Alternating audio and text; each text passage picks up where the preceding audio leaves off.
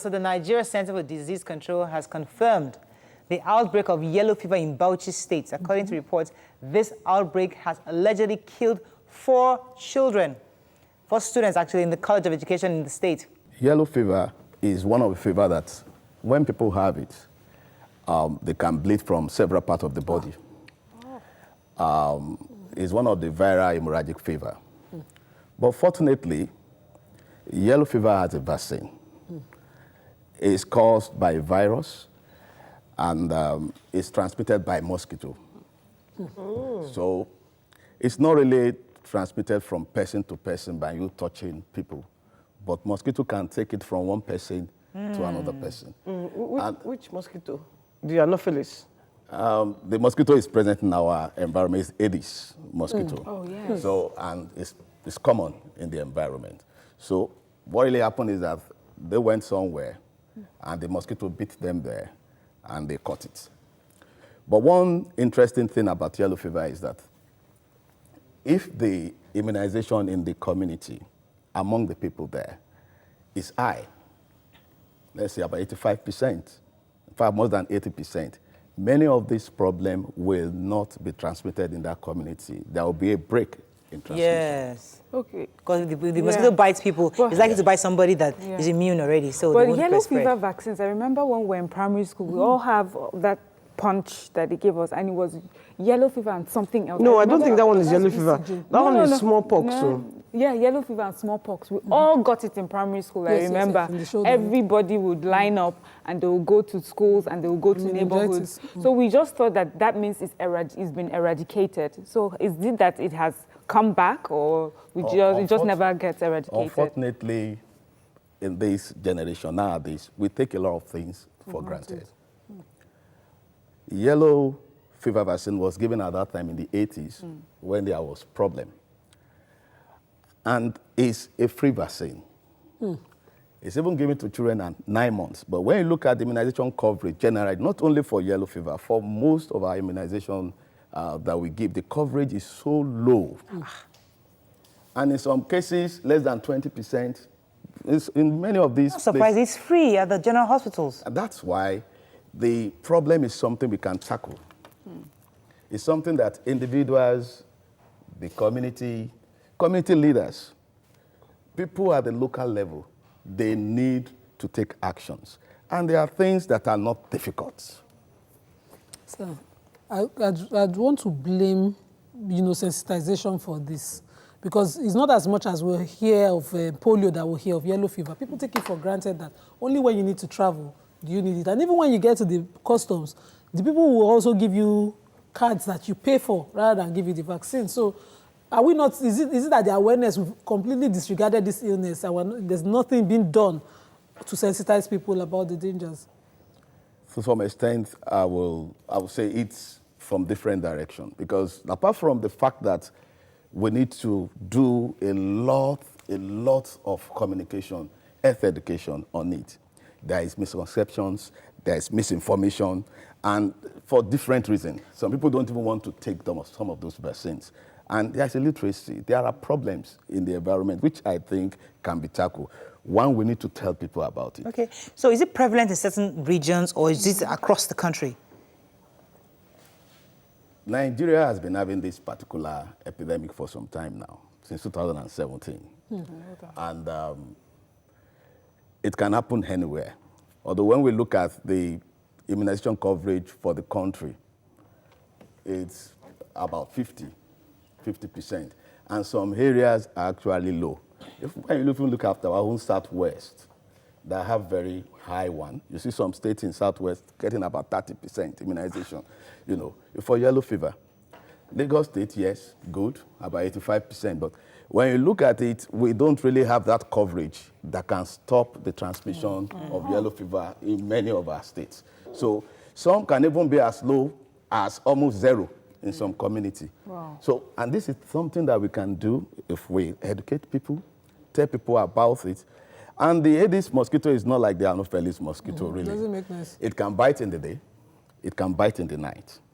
So, of course, the person who is having that yellow fever attack, the problem, can sleep under net. But you sleep under net doesn't mean it cannot really affect Okay, you. please help me, because I think I'm confused. When I go to any hospital in this part of the country, either healthcare centers, there's always like a chart, like a roll-up banner that practically tells every parent all the various vaccines between 0 to, I think, 2 years. And it's there in your face. Is this kind of role, are you saying that it's not available across the country? Are you saying that most hospitals don't even know? So you have a child, you don't even know that by 9 months they should get yellow, because I can practically see the schedule of the immunization I need to take in almost every single healthcare I walk into in Lagos State. Are we saying that it's not that other people in various states don't have access to this information and people are not taking the right vaccines? I mean, because I thought everybody was taking, immunization is free. Yeah. What the question you asked is quite important. And you're actually looking at one of the major problems. You are educated, you are enlightened, you know what to do. But most of our women are not like that. And the cost of transportation can even be a problem for some of them. And you see, some of them are not enlightened. They don't even know the right, they don't know which vaccine they're supposed to take. By the time they take the polio, they take some vaccine at home, they think that is the vaccine. And you see, there are people who make decisions before people can even go out and immunize their children. And so all those things may not apply to you, may not apply to a woman that is empowered. When you look at what makes a child to survive, the education of the mother is the most important thing. Can I ask this question? If you don't live in Nigeria, so I mean, if you live in England, for instance, it's unlikely that you will take a yellow fever shot. What if you are coming to Nigeria, if you are bringing your baby to Nigeria maybe at 6 months, does that child need to apply for yellow fever immunization? Would you advise the child to take yellow fever? Because maybe the child is going to be here for a month or 2. Would you advise they take the vaccine?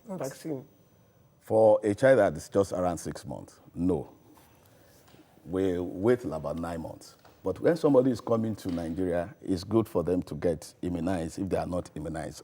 Because if they are bitten by the mosquito and they pick up the virus, they may take it back to their country. And that's one of the reasons why there is an initiative now. We started in 2017 to eradicate yellow fever, to eliminate it. And they know it can spread from one country to another country within a very short time. Okay, let me take this call from Habib. Habib, are you there? I'm still there. You're live. Go ahead, please. My name is Habib Olatunde. I'm calling from Oshodi. Yes, go ahead. This kind of awareness can be spread using religious medium, like churches and mosques. So it can even be taken to local government, from one local government to the other. So as a result of that, people can be able to know the exact thing that is happening. Because someone like me, I'm just hearing it for the first time that mosquito bites during the day. All right. Thank you very much, Habib. Mosquito has bitten me during the day. Yeah, so I'd asked, the question I asked was if the yellow fever was ever eradicated at that time in the 80s when we were growing up, and maybe because we think it was eradicated, that's why we haven't pushed for immunizing this younger generation. Is that it? Was there ever a point that we eliminated it in our country? No, there was never a time that it was eliminated. The issue was that there was a time when our immunization coverage was almost 100%. Was very, very high. So at that particular time, especially in the 80s when you talked about, almost everybody was immunized. Many of these diseases cannot really spread. Although we are hammering on immunization for yellow fever, but I want us to look at it. What makes mosquito to breed in a particular place? The environment. It's conducive for that mosquito to breed.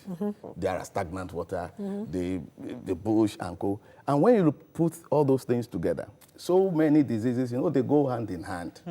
The other viral hemorrhagic fever and co. When you look at sanitation, hygiene, the cholera, and we just need to change as a people. There's no substitute for hygiene and sanitation, environmental sanitation. We need to change our approach. Do all the vaccine you like, but if your environment is still like that, there's no way that if that person does not get yellow fever, it can get cholera. If it doesn't get cholera, it can get another dysentery. It can get so many. So I'd like you to talk about the symptoms of yellow fever and whether anybody that has been falls to it has any chances of survival. Before you tell, just because this is Andrew from Streatham. He says, There is a brand of yellow fever sung by Fela Anikulapo Kuti.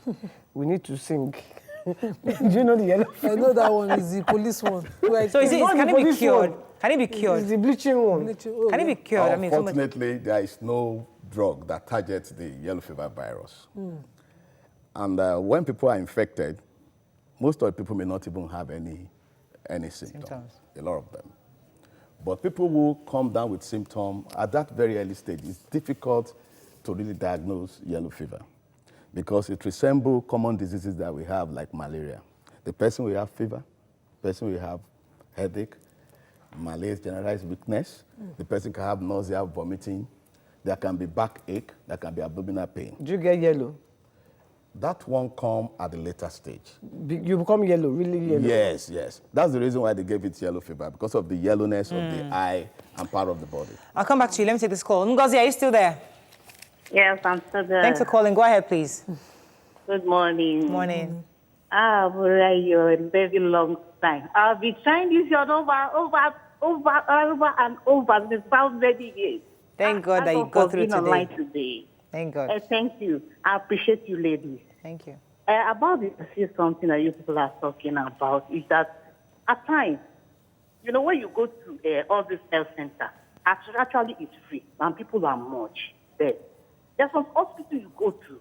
When you go there, you have to pay before you go there. And there's some people that they cannot afford the money. And going to that this thing, the health centers at times, maybe when you are walking, going to that health center, it will take you time.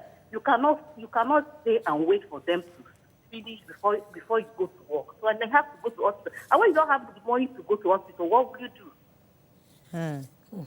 Thank you very much, Ngozi, for your thoughts. There was a question you're going to ask. So I was asking that, you know, does the person stand any chances of getting cured? And you said there was no particular drug. No is there any other thing that can be done in case? So just let me or just is there finish on an the age symptoms. limit? Okay, yeah. So that by the time the first set of symptoms, 3 to 6 days after the infection, within a week of when the person gets infected, the person feels better. And a day or two after, then the real problem starts.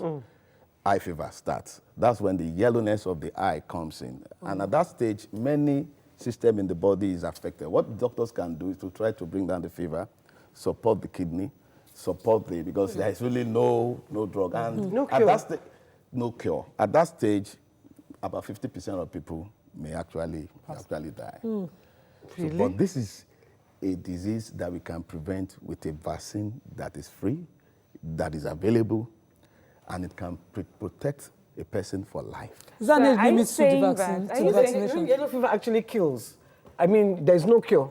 I'm shocked. I always thought there was a cure. Yellow fever was a very notorious problem in the 18th century, 19th century. It actually wiped out a lot of population in Europe and co. They learned after facing some of this problem. When you look at our grandparents and people who brought us up, they may not be as educated as many of us. But when you look at their hygiene, the way they keep their food, the way they keep their water, they take water from wells, some of them, and you look at the way, there is something they call hamuden. They just put a cup there. You can't put any cup in that place because those people have seen what diseases, what germs can do. Cause, yeah. And the way we are living now, we need to be careful because some diseases that we have not seen, like you are saying your thought has been eradicated, that we have not seen for a long time, our way of life now give room for those diseases to come up, to really flourish.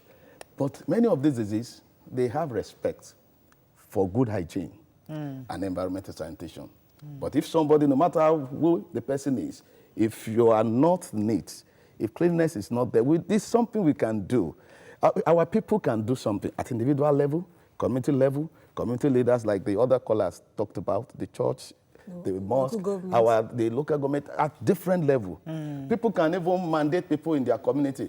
Have you been bring your card?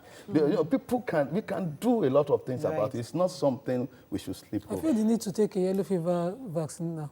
Is there a limit to the vaccine? How many times you can take it?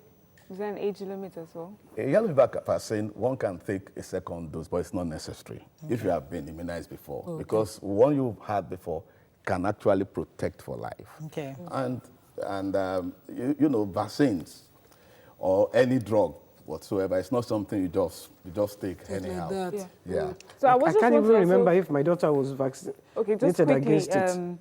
if you're in a community where you're the only one that's been vaccinated, does that protect you, or you're still at risk? If you find yourself to be the only person in that community who has been vaccinated against yellow fever and everyone else around you isn't, are you still at risk? If the person was vaccinated in time, Yeah. long enough, because it takes about a month. In fact, within the first 10 days, quite a number of people that have been vaccinated can actually be protected. But it may take almost a month for the person to really fully get immune. protected. So if the person is protected. But that community, Yes. once the herd immunity is not up to around that 80-85%, it can spread. And when you look at our national average, and the health workers are trying their best. In fact, we are actually fortunate to have the set of people we have in NCDC, because almost of the time, the simulation exercises, looking at what to do, but immediately you quell one fire somewhere, another one is waiting to happen. Unfortunately, we have to wrap up on this, but I think it's clear that we need more awareness, because there's a lot of focus on cancer and all the other diabetes, hypertension, but nobody's really talking about this virus, and it's really important that we do. But thank you very much, sir, for sharing this knowledge with us.